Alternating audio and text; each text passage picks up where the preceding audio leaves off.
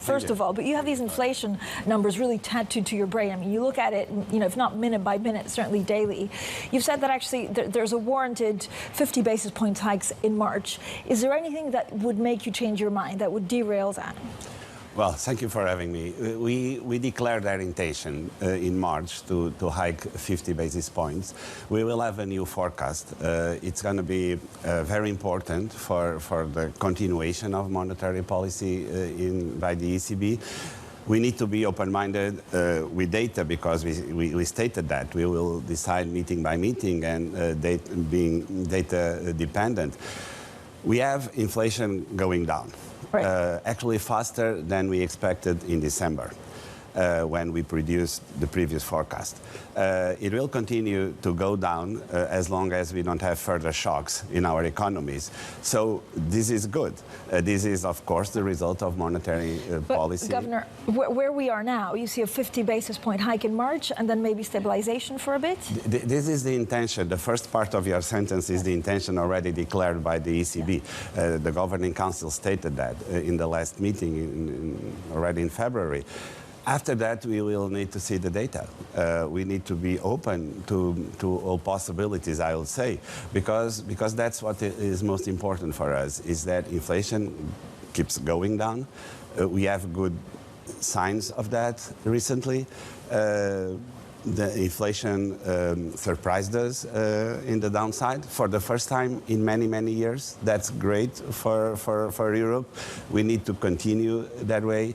And hopefully we can be more predictable as long as this trajectory of inflation is set. Governor, what would you need to see to have a step down to 25 basis points? What are you looking for to make that move lower? Well, we never had the anchoring of expectations of inflation in the medium term in the euro area, contrary, for example, to the US. That's very good for us.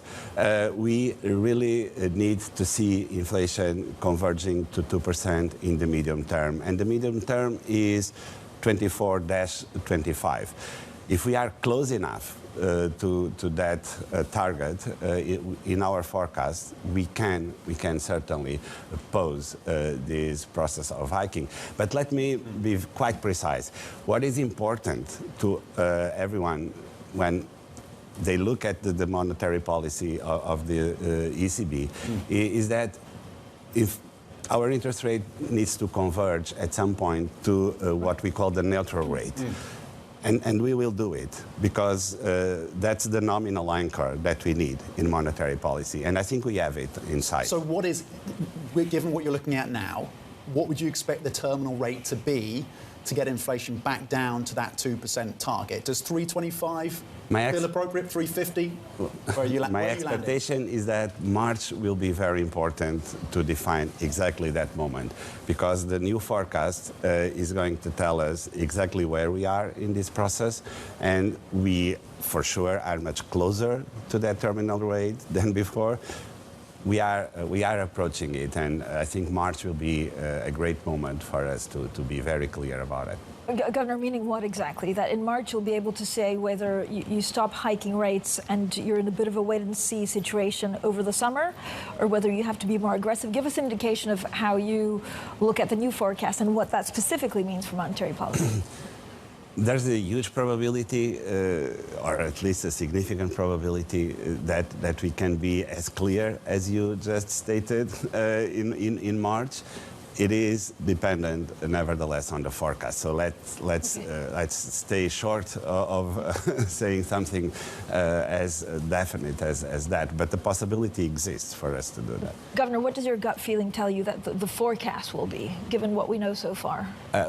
If we take on board all the good numbers on inflation and the reduction in international markets prices, oil, gas, commodities, we can take the expectation. We can have the expectation of a faster and lower level of inflation throughout the horizon of our forecast.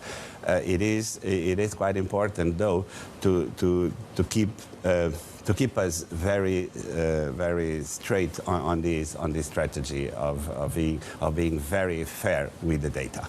The labour market remains very tight in the Eurozone, as it is in the US. To what extent is that a blockage on the transmission mechanism of monetary policy? Yes, it is true that the labor market has surprised us positively quite a bit all over Europe. That's very good. We don't see signs of second round effects on wages. Wages continue to evolve given the conditions at a very moderate pace in Europe. 3-4%, given what we have in terms of productivity gains, the recovery of the economy, the tight labor market.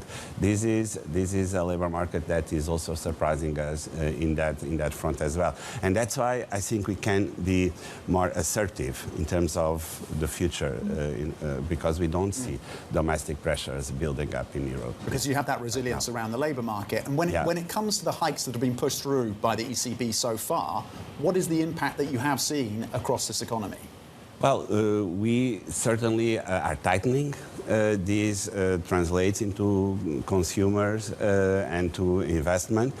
We actually saw some deceleration of the economy at the end of the year, but I am not really worried about it because we are at a very good condition in terms of the labor, in terms of the business cycle. We are at the top of the business cycle, so we can expect some deceleration of the economy.